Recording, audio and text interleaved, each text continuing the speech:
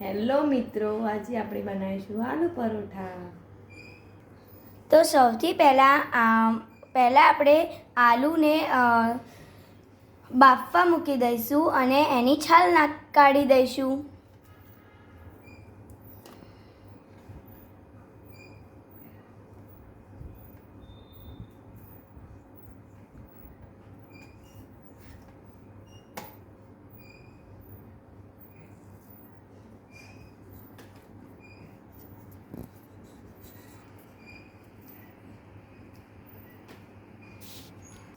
બટાકા ગરમ હોવા છતાંય આપણે પાણીના અંદર બટાકાને ઠંડા થવા મૂકી દઈશું. સો આપણા બધા બટાકાનો જે છાલ હોય એ નીકળી ચૂક્યું છે.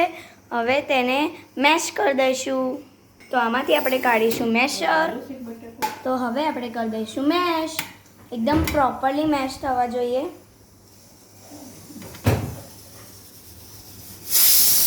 હું મારી મમ્મીની હેલ્પ કરું છું. ઓકે, તો હું મારી દાદીની અને મમ્મીની હેલ્પ કરું છું કુકિંગમાં અને કુકિંગના વિડીયોઝ બનાવવામાં. તો અભી મારી મમ્મી કરે છે મેશ અને હું કરું છું શૂટ.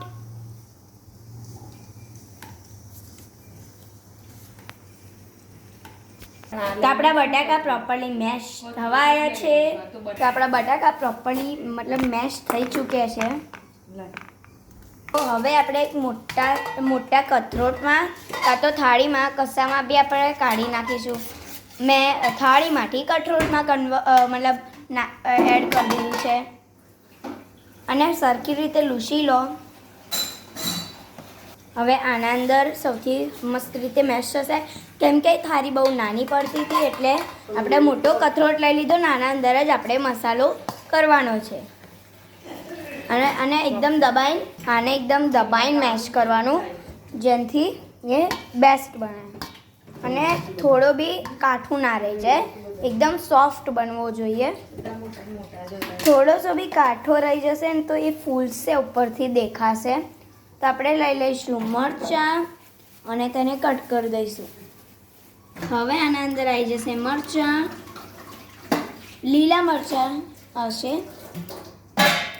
તો એને નાના ચોપ કરીને અંદર મૂકી દેવા.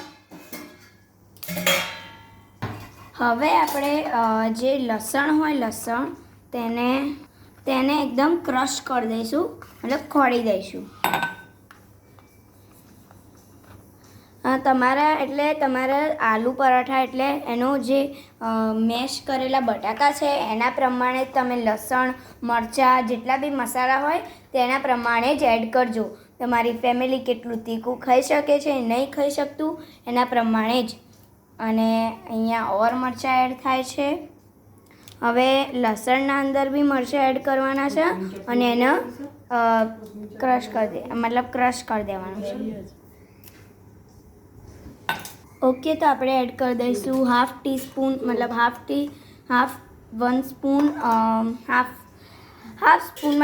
સ્પૂન અંદર સોલ્ટ.